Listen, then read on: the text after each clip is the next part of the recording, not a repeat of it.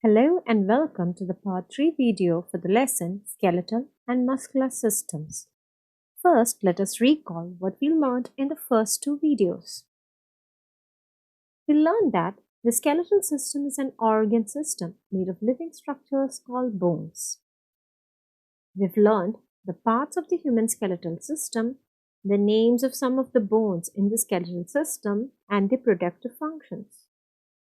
The parts of the skeleton may be divided into the skull, the rib cage, the backbone, the shoulder girdles and upper limbs, and the hip girdles and the lower limbs. Collectively, these bones make up the 206 bones found in an adult skeletal system.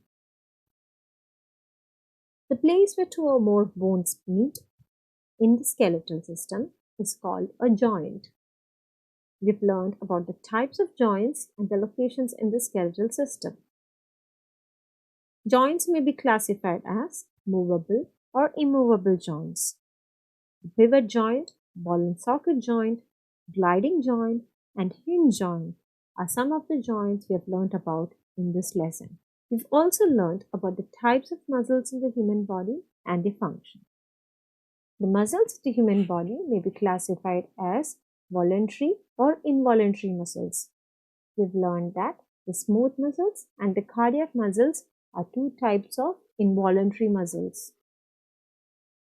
You now know the difference between ligaments, cartilage, and tendons. Cartilage is a firm tissue that is softer and more flexible than bones. They protect the ends of the long bones at joints. Tendons connect muscle to bone, whereas ligaments connect bone to bone. In this video, we're going to learn about the functions of the skeletal system. The skeletal system provides shape and framework to our body. Hence, without the support of a skeleton, our bodies would be without any definite shape, like a blob. The skeleton provides support to the body and holds internal organs in their positions. This is why the positions of our organs are not affected by any rigorous activity we engage in. For example, a roller coaster ride. We have already seen that the skeletal system facilitates movement when powered by the muscular system. We saw that the skeletal system plays an important role in protecting vital internal organs from damage. For example, the brain is protected by the cranium of the skull, the rib cage protects the heart and the lungs, and the vertebral column protects the spinal cord. Another important function performed by the long bones in our body is the production of red blood cells and white blood cells by the bone marrow. The bone marrow is a soft and spongy tissue present within the long bones of our body. The marrow present towards the outer ends of a bone are red in color, and the marrow present in the central part of the long bone is yellow in color. The difference in color arises from the difference in function. The red bone marrow produces blood cells, whereas the yellow bone marrow stores fat. The blood cells of our body have a definite lifespan, that is, they die after a certain period of time.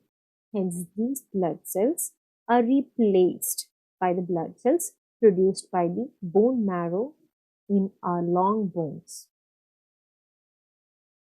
Bones are also storehouses of minerals like calcium and phosphorus in the body. They help maintain the balance of these minerals in other parts of the body. The body obtains calcium through the food we eat. Bones are made up of calcium, but calcium is also important in other parts of our body. When there is a scarcity of calcium in other parts of our body, the bones release the calcium stored within them into the blood. This can lead to weak bones which break easily.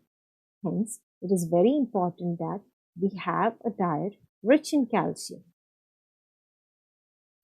Now let us review the functions of the skeletal system we just learned. The skeletal system supports the body and gives framework. It also protects internal organs. It helps in movement along with the muscular system. The bone marrow of the long bones of a body produce blood cells. Bones also store and release minerals like calcium and phosphorus. Now let us see how we can take care of our bones and muscles. When it comes to building strong bones, there are two key nutrients, calcium and vitamin D. Calcium supports bones and teeth structure.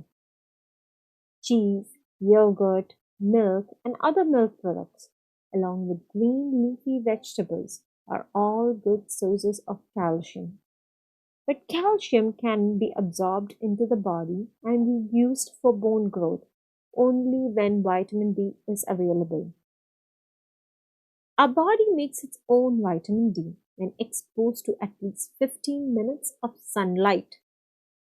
Also, foods like eggs and fish like salmon, tuna, sardines, and fortified cereals are good sources of vitamin D.